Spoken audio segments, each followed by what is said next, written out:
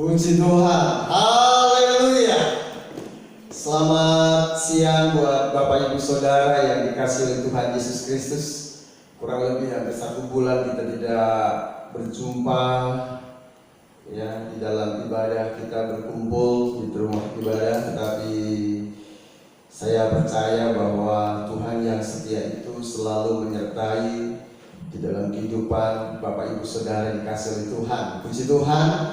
Pagi hari ini kita mau belajar kebenaran firman Tuhan di dalam Injil Yohanes pasal 21. Dalam Injil Yohanes pasal 21 ayat 1 sampai ayat yang ke-14. Bapak Ibu Saudara yang dikasihi oleh Tuhan, siapkan catatan.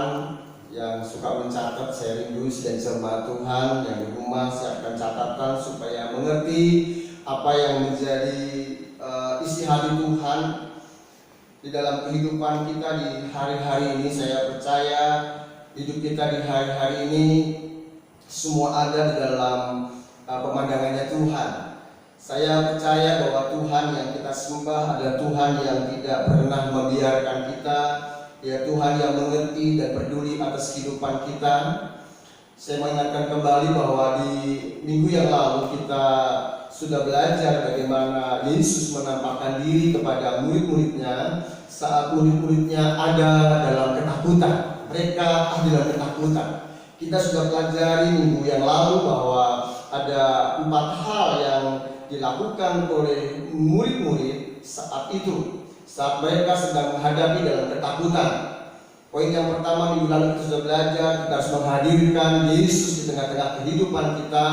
Poin yang kedua, kita harus senantiasa tetap bersuka cita. Dan yang ketiga, biar kebaikan hati kita diketahui semua orang karena Tuhan sudah dekat. Dan yang keempat, poin yang keempat minggu lalu kita sudah belajar, kita harus menyatakan segala sesuatu dalam doa dan permohonan kepada Tuhan. Dikatakan jangan khawatir. Jadi kehadiran Yesus kepada murid-murid kita sudah belajar minggu lalu, saat mereka dalam ketakutan, Yesus datang, dia katakan damai sejahtera bagi kamu. Kita sudah belajar ketakutan diganti dengan damai sejahtera. Pagi ini kita mau belajar di dalam Injil Yohanes pasal 21 ayat 1 sampai ayat yang ke-14. Ini lembaga Alkitab memberikan judul di atas, Yesus menampakkan diri kepada murid-muridnya di pantai Danau Tiberias. Saya akan bacakan buat Bapak Ibu Saudara. Kemudian Yesus menampakkan diri lagi kepada murid-muridnya di pantai Danau Tiberias, dan ia menampakkan diri sebagai berikut. Di pantai itu berkumpul Simon Petrus, Thomas yang disebut Didimus, Natanael dari Kana yang di Galilea, anak-anak Zebedius, dan 2 orang muridnya yang lain. Kata Simon Petrus kepada mereka, "Aku pergi menangkap ikan." Kata mereka kepadanya, "Kami pergi juga dengan engkau." Mereka berangkat lalu naik ke perahu, tetapi malam itu mereka tidak menangkap apa-apa. Ketika hari mulai siang, Yesus berdiri di pantai, akan tetapi murid-murid itu tidak tahu bahwa itu adalah Yesus. Kata Yesus kepada mereka, "Hai anak-anak, adakah kamu mempunyai lauk pauk?" Jawab mereka, "Tidak ada." Maka kata Yesus kepada mereka, "Tebarkanlah jalamu di sebelah kanan perahu, maka akan kamu peroleh." Lalu mereka menebarkannya dan mereka tidak dapat menariknya lagi karena banyaknya ikan. Maka murid yang dikasih Yesus itu berkata kepada Petrus, "Itu Tuhan." Ketika Petrus mendengar bahwa itu adalah Tuhan, maka ia mengenakan pakaiannya sebab ia tidak berpakaian, lalu terjun ke dalam danau. Murid-murid yang lain datang dengan perahu karena mereka tidak jauh dari darat, hanya kira-kira 200 hasta saja, dan mereka menghela jala yang penuh ikan itu. Ketika mereka tiba di darat, mereka melihat api arang dan di atasnya ikan dan roti. Kata Yesus kepada mereka, bawalah beberapa ikan yang kamu tangkap itu. Simon Petrus naik ke perahu lalu mengelar jala itu ke darat. Penuh ikan-ikan besar, 153 ekor banyaknya. Dan sungguh pun sebanyak itu, jala itu tidak koyak. Kata Yesus kepada mereka, marilah dan sarapanlah. Tidak ada di antara murid-murid itu yang berani bertanya kepadanya, siapa engkau? Sebab mereka tahu bahwa ia adalah Tuhan. Yesus maju ke depan, mengambil roti dan memberikannya kepada mereka. Demikian juga ikan itu. Itulah ketiga kalinya Yesus menampakkan diri kepada murid-muridnya sesudah ia bangkit dari antara orang mati. Puji Tuhan. Dari pembacaan firman Tuhan pada pagi hari ini, saya berdoa kepada Tuhan, minta pimpinan Tuhan dan melihat keadaan yang terjadi di hari-hari ini, situasi yang terjadi di hari-hari ini, bahwa setiap kita anak-anak Tuhan sangat memerlukan Tuhan di dalam hidup kita. Sehingga saya memberikan judul pada khotbah firman Tuhan pada pagi ini tanggal 26 April 2020, Yesus jawaban yang kuperlu. Haleluya. Yesus jawaban yang kuperlu. Di dalam firman Tuhan yang kita baca pada pagi hari ini, di sini dituliskan di dalam ayat yang kedua, di pantai itu berkumpul Simon Petrus, Thomas yang disebut Didimus, Natanael dari Kana yang di Galilea, anak Zebedius, dan dua orang muridnya yang lain. Murid-murid Yesus yang ada saat itu di pantai Danau Tiberias, ya, namanya juga Danau Galilea. Tadi saya lihat ya di Wikipedia, Danau Galilea ini juga disebut juga Danau Genesaret, ya, Danau Kineret, Danau Kinerot.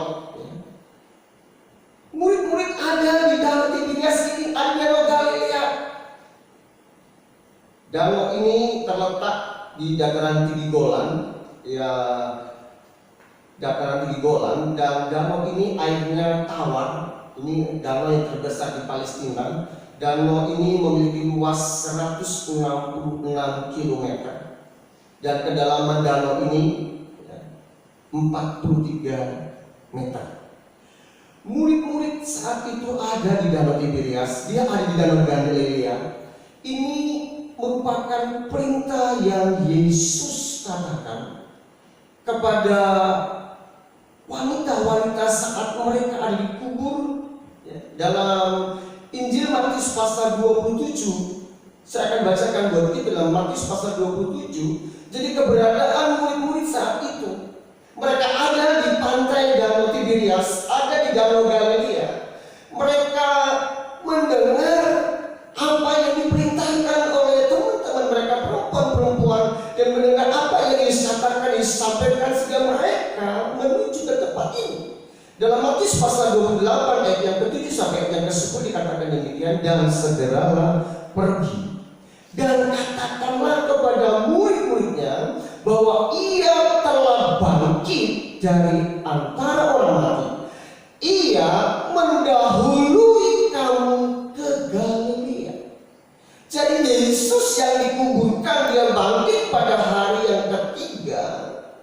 Dia mau menampakkan diri kepada murid-murid. Dia sudah mendahului murid-murid ke Galilea. Di sana kamu akan melihat dia. Sesungguhnya aku telah mengatakannya kepadamu. Mereka segera pergi dari kubur itu dengan takut dan dengan sukacita yang besar dan berlari cepat-cepat untuk memberitahukannya kepada murid-murid Yesus. Tiba-tiba Yesus berjumpa dengan mereka dan berkata, "Salam bagimu." Mereka mendekatinya dan memeluk kakinya serta menyembahnya. Ayat yang ke-10, maka kata Yesus kepada mereka, "Jangan takut, pergi dan katakanlah kepada saudara-saudaraku supaya mereka pergi ke Galilea, dan di sanalah mereka akan melihat aku. Mereka akan melihat aku di Galilea. Jadi Yesus sudah memberi pesan kepada murid-murid yang tadi dikubur, sudah melihat Yesus saat itu ada, untuk memberitakan kepada murid-murid yang lain.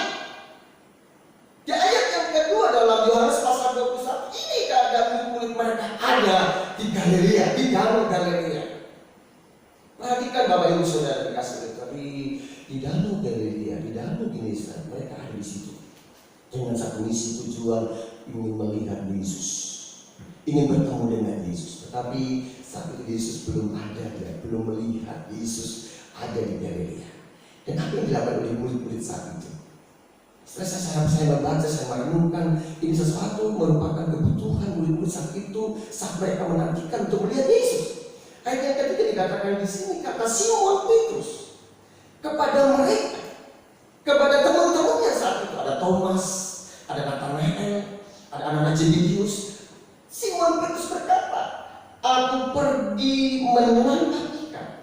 Kata mereka kepadanya, kami pergi juga dengan engkau. Mereka berangkat lalu naik ke perahu.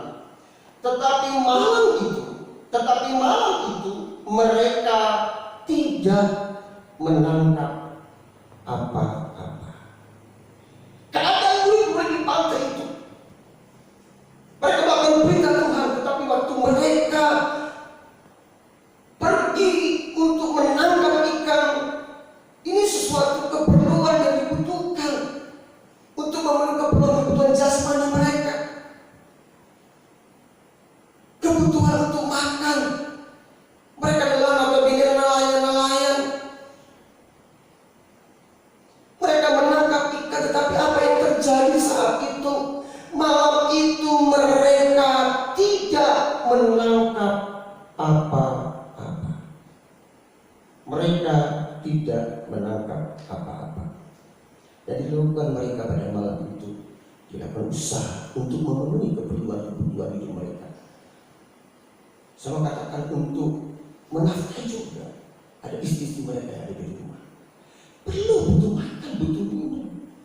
Tapi usaha yang dilakukan oleh murid-murid saat itu sepertinya sia-sia, tidak menangkap apa-apa. Untuk memenuhi kebutuhan hidup mereka tidak ada. Semalam mereka sudah cari ikan, tidak mendapatkan apa-apa, tidak mendapatkan ikan satupun. Saya baca, saya merenungkan bagaimana keadaan posisi murid-murid dalam perjalanan menuju sampai ke Galilea. Dan saat itu dia menangkap ikan semalam, mereka tidak menangkap apa-apa. Begitu juga dalam kehidupan kita di hari-hari ini. Keadaan kita saat ini juga ada dalam keadaan sedang menghadapi krisis, saya mau katakan demikian. Karena saya melihat di tayangan televisi ada banyak juga perusahaan-perusahaan yang sudah banyak memberhentikan karyawan, banyak yang kerja dirumahkan untuk memenuhi kebutuhan hidup di hari-hari ini, tanpa terkecuali anak-anak Tuhan diperhadapkan dengan keadaan kesulitan, kesukaran, membutuhkan kebutuhan hidup sehari-hari. Apakah lagi keluarga-keluarga yang memiliki anak-anak di sekolah membutuhkan biaya hidup di hari-hari ini tidak mudah. Jadi wabah virus corona ini akibatnya perekonomian yang terjadi di tengah-tengah bangsa negara ini mengalami krisis. Saat saya telepon ada seorang pengusaha, dia katakan hanya bisa nangis katanya. Tapi saya katakan kepada pengusaha itu tetap semangat. Dan ada satu lagi yang dikatakan, badai pasti berlalu. Saya katakan puji Tuhan. Saya merenungkan bagaimana keadaan murid-murid saat itu. Semalaman mereka tidak menangkap ikan. Kebutuhan yang mereka butuhkan tidak ada. Begitu juga hari-hari yang kita jalani hari-hari ini. Selain ketakutan melanda kehidupan kita, bahkan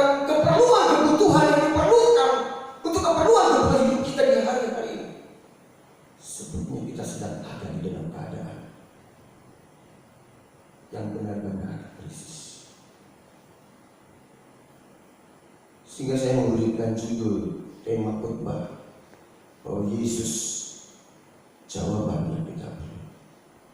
Karena Yesus, kita lihat di sini ada Tuhan yang tidak pernah membiarkan. Dalam ayat yang keempat dikatakan ketika hari mulai siang, Yesus berdiri di pantai. Yesus berdiri di pantai Danau Genesaret, di pantai Danau Tiberias ini, di pantai Danau Galilea ini. Yesus berdiri di pantai itu. Akan tetapi murid-murid itu tidak tahu bahwa itu adalah Yesus. Yesus dia adalah Tuhan yang sudah mati dan bangkit pada hari yang ketiga.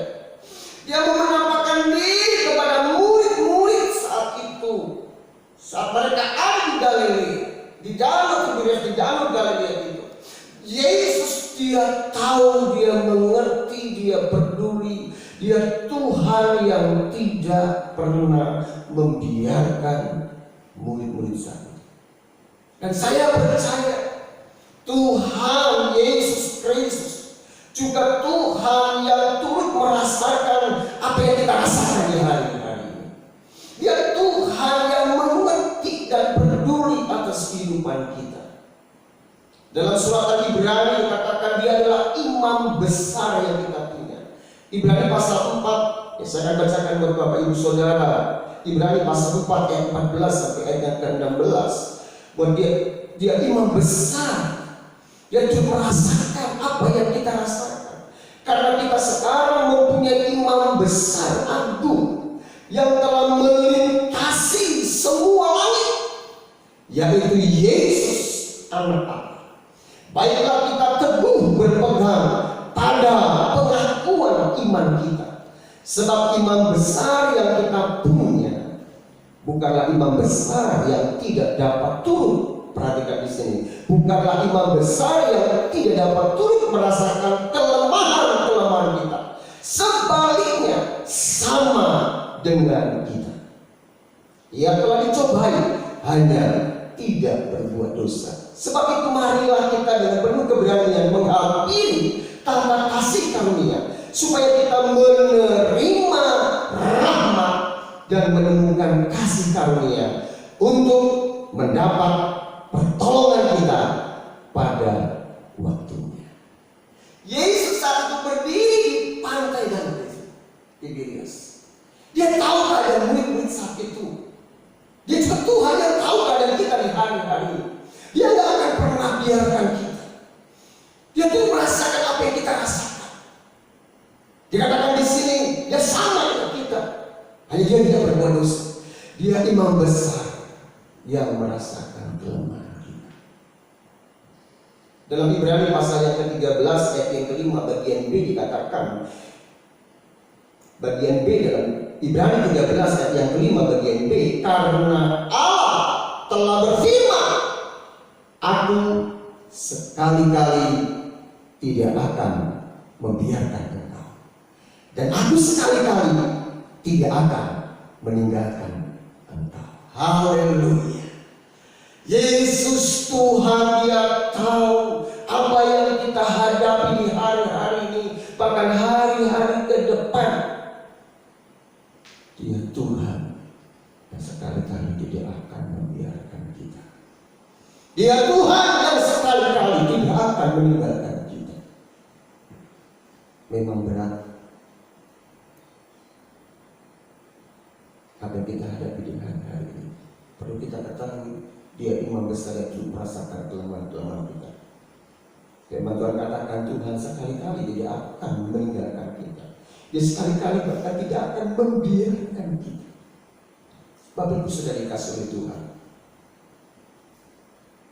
Apatah lagi anak-anak muda di hari-hari ini. Terlebih anak-anak yang sekolah, yang kuliah, sudah diberhadapkan dengan situasi keadaan di rumah, untuk belajar di rumah. Tuhan tidak pernah biarkan. Tuhan tidak pernah tinggalkan. Ada Tuhan yang mengerti dan peduli. Saat Yesus melihat keadaan murid-murid saat itu, dia berdiri di pantai dan murid-murid dia tahu ayat yang ke-5 dan ayat yang ke-6, kata Yesus kepada mereka. Kata Yesus kepada mereka, "Hai anak-anak, adakah kamu mempunyai lauk pauk?" Dia Tuhan yang mengerti, tetapi dia Tuhan yang mau tahu benar pernyataan setiap murid saat itu. Apa kata murid saat itu? Dia berkata, "Tidak ada." Begitu juga di hari-hari ini. Dia Tuhan lewat Roh Kudus-Nya yang mampu memberikan penghibur dan kekuatan kepada kita. Yesus katakan, "Mari datang kepadaku, hai kamu yang letih, lesu, berbeban berat, aku akan memberi kelegaan kepadamu." Kita adalah anak-anak Tuhan. Yohanes 1 ayat yang ke-12, saat kita percaya kepada Yesus, kita mendapat predikat sebagai anak-anak Tuhan. Dia mengerti, dia gak biarkan kita. Yesus berkata kepada, "Adakah lauk pauk?" Dia juga berkata kepada kita, apa keperluan kita, apa kebutuhan kita. Mari kita belajar mengungkapkan isi hati kita kepada Tuhan di hari-hari ini. Dia Tuhan yang tahu keperluan kita, dan dia Tuhan juga yang mau mendengar pernyataan kita di hari ini. Ungkapkan isi hati kita. Dalam doa Jumat saya katakan, mari curahkan isi hatimu kepada Tuhan. Dia Tuhan yang sanggup mengadakan segala sesuatu dalam hidup kita, karena dia Tuhan jawaban atas hidup kita. Saat itu Yesus tidak tinggal diam. Waktu dia berkata, "Hai anak-anak, ada lauk pauk?" Dia katakan, "Enggak ada." Ayat yang ke-6 dikatakan di sini, maka Yesus berkata kepada mereka, "Tebarkanlah jalamu di sebelah kanan perahu." Tebarkanlah jalamu di sebelah kanan perahu. Ini perkataan Yesus, ini firman Tuhan. Yesus selalu mengingatkan, menyadarkan juga kepada kita, jangan lemah, jangan putus asa, jangan tawar hati. Harus semangat, apa yang harus kamu kerjakan, kerjakan. Perkataan ini pernah Yesus katakan kepada Simon Petrus dalam Injil Lukas pasal yang ke-5. Dan ini diulang lagi. Yesus juga menyatakan kepada kita di hari-hari ini, mari kita semangat, karena orang yang semangat dapat menanggung penderitaan. Jangan tawar hati. Kalau kita tawar hati, kecil kekuatan kita. Di hari-hari ini, lakukan apa yang di bagian kita. Saat Yesus katakan, tebarkanlah jalamu di sebelah kanan perahu, maka akan kamu peroleh. Saya percaya bahwa firman Tuhan tidak pernah gagal. Dalam Roma pasal 9 ayat yang ke-6, firman Tuhan tidak pernah gagal. Dia Tuhan yang mengerti dan peduli, tapi Tuhan yang mengerti dan peduli, dia mau melihat sejauh di mana kesungguhan kita untuk mendengar apa yang dia katakan. Murid-murid saat itu imannya mulai bangkit, karena iman itu timbul dari pendengaran, pendengaran akan firman Tuhan. Dan Roma pasal 10 ayat yang ke-17, iman kita akan timbul kalau hari-hari kita suka dekat dengan Tuhan, mendengarkan firman Tuhan. Saya selalu katakan, ayo semangat, kerjakan bagian kita dengan iman. Iman itu harus disertai dengan tindakan. Kalau iman itu tidak disertai dengan tindakan, iman itu pada hakikatnya mati. Yesus mengajarkan kepada murid-muridnya waktu mereka mengalami keadaan kekurangan, semalaman tidak dapat menangkap ikan. Yesus mengajar kepada murid-muridnya untuk melakukan tindakan apa yang Yesus mau katakan. Bapak Ibu sudah dikasih oleh Tuhan, mari kita bertindak dengan iman yang sungguh. Percaya kepada firman Tuhan. Jangan lemah, jangan putus asa. 2 hari Jumat saya katakan, panggil kepada Yesus. Ini menjadi pembelajaran buat kita. Saat murid-murid mendengar apa yang Yesus katakan, tebarkanlah jalamu di sebelah kanan perahu, maka akan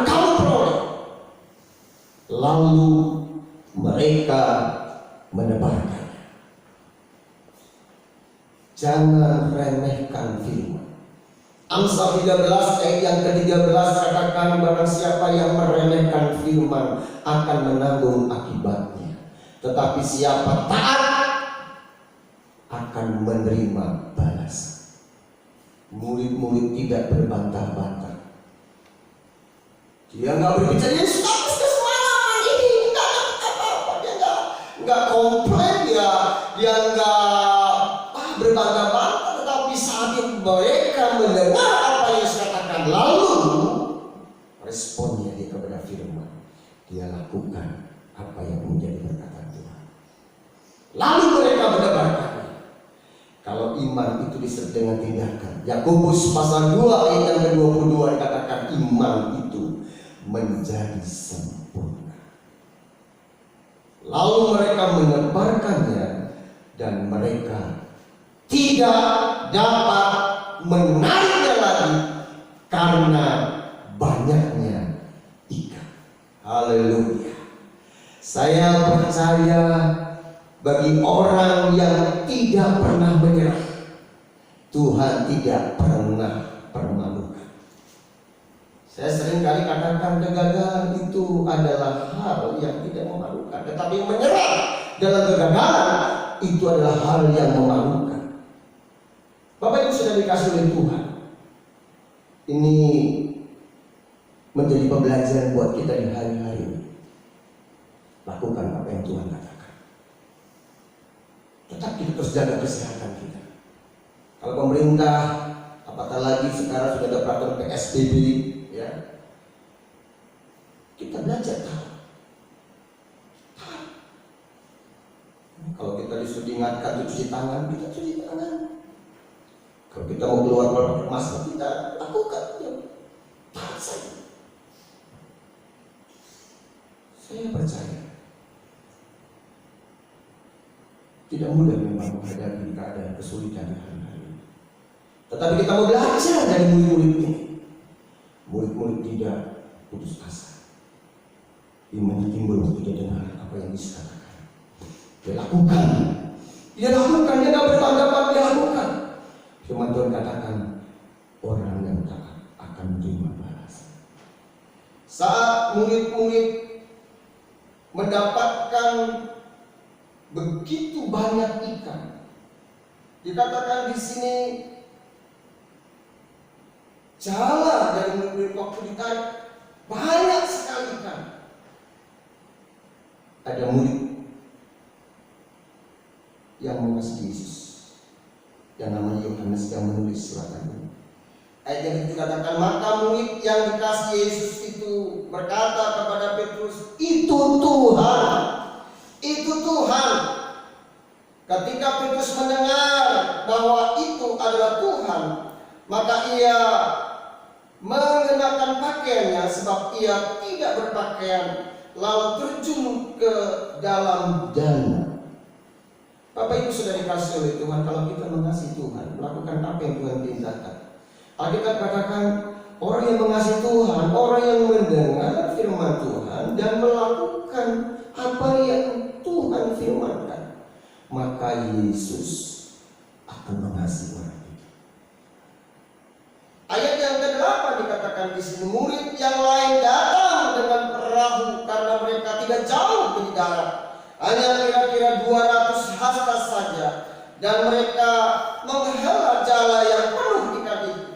Ketika mereka tiba di darat, mereka melihat api arang dan di atasnya ikan dan roti. Murid-murid melihat saat itu ada api arang dan dikatakan di sini atasnya ada ikan dan roti. Saya percaya Yesus yang mendahului mereka di Galilea, Yesus yang sudah menyediakan segala apa yang menjadi keperluan dan kebutuhan murid-murid. Dan saya percaya perjalanan kehidupan kita yang kita jalani hari-hari, percayalah waktu kita mendengar apa yang Yesus katakan, kita lakukan apa yang Tuhan perintahkan, saya percaya Dia adalah Allah Jehovah Jireh, Allah yang mengadakan apa yang kebutuhan jasmani. Dengan iman, mari kita percaya dengan tekun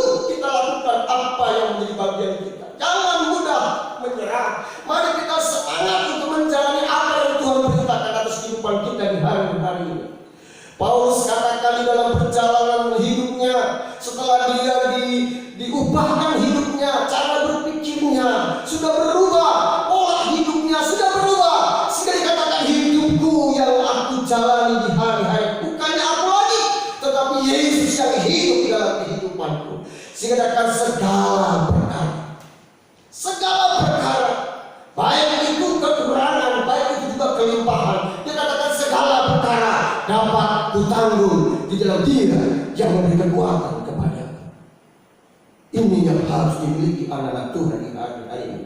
Bahwa Tuhan yang kita sembah dan Tuhan yang sanggup menyediakan apa yang keperluan kita ke depan sana. Murid-murid saat itu, mereka waktu mereka di pantai, mereka melihat ada ikan dan ada roti. Dan kata Yesus kepada mereka, bawalah beberapa ikan. Bawalah beberapa ikan yang baru kamu tangkap. Yesus tidak minta semua hasil dari tangkapan murid-muridnya sebanyak 153 ekor yang besar-besar. Yesus tidak hanya beberapa aja bawa. Ini menyadarkan, mengingatkan kepada kita. Kalau Tuhan berkati kita, Tuhan tolong kita belajar, kita memberi. Tuhan tidak minta semua, memberi. Tuhan beberapa saja. Hari-hari ini gereja tidak hanya melakukan ibadah live streaming, tetapi gereja belajar berbagi, memberikan sembako kepada tukang ojek yang ada di depan ruko, belajar membagikan sembako kepada tukang parkir, ada warung di depan, di tengah-tengah lingkungan di belakang. Gereja belajar membagi. Saya percaya rumah Tuhan ada berkat-berkat Tuhan yang Tuhan kirim lewat orang-orang yang tergerak hatinya. Ada jemaat Tuhan yang membawa sembako juga. Pak Pendeta, gak usah bilang-bilang ya, ini bagi buat jemaat seberapa yang benar-benar jemaat membutuhkan. Kami pastor berbagi. Mari di hari-hari ini Tuhan sedang melihat apa yang ada di dalam kehidupan kita. Dia mengerti, dia peduli. Ada berkat bagi. Yesus katakan bawa tidak beberapa. Sehingga dikatakan di sini Simon Petrus naik ke perahu, lalu menghala jala itu ke darat, penuh ikan besar 153 ekor banyaknya, dan sungguh sebanyak itu jala itu tidak koyak. Saya percaya berkat-berkat Tuhan tidak akan pernah hilang bagi anak Tuhan yang selalu berbagi. Haleluya. Haleluya. Tidak akan pernah bocor berkat itu. Jala yang digunakan waktu menangkap 153 ekor ikan yang besar-besar tidak koyak. Saya percaya waktu kita berbagi, Tuhan akan terus alirkan. Tuhan terus akan alirkan. Haleluya. Haleluya. Tuhan peduli. Tuhan mengerti. Tuhan yang kita sembah adalah Tuhan yang sanggup mengadakan segala apa yang kita perlukan. Firman Tuhan dikatakan dalam ayat yang ke-12, kata Yesus kepada mereka, marilah, marilah dan sarapanlah. Tidak ada di antara murid-murid itu yang berani berkata kepadanya, siapakah engkau? Sebab mereka tahu bahwa Ia adalah Tuhan. Bagi orang yang setia sampai langkah terakhir akan bersama-sama dengan Tuhan, akan bersama-sama dengan Tuhan sampai selama-lamanya. Ya Tuhan yang sanggup mengadakan yang tidak ada menjadi ada. Ya Tuhan yang sanggup bekerja dalam segala sesuatu dalam hidup kita untuk mendatangkan kebaikan kepada kita. Jangan iman kita melemah. Mari tetap semangat. Lakukan bagian kita. Lakukan bagian kita. Apa kita bisa kerjakan? Kita kerjakan bagian kita dengan sepenuh hati kita. Seperti kepada Tuhan, lakukan. Saya percaya Dia mengerti, Dia peduli atas hidup kita. Bahwa Yesus sudah mendahului kita. Artinya Yesus yang akan kita temui, yang akan kita jumpai. Yesus yang menjadi jawaban kita apa yang kita perlukan. Siang hari ini, mari kita datang kepada Tuhan. Tuhan akan memberikan pertolongan atas hidup kita. Tuhan akan nyatakan kasih dan kuasa atas hidup kita. Bapak Ibu sudah dikasih di Tuhan, mari kita datang kepada Tuhan. Bahwa Allah yang kita sembah akan memenuhi segala kebutuhan hidup kita. Mari kita bangkit berdiri, kita mulai datang kepada Tuhan. Ajarku mengerti segala rencana.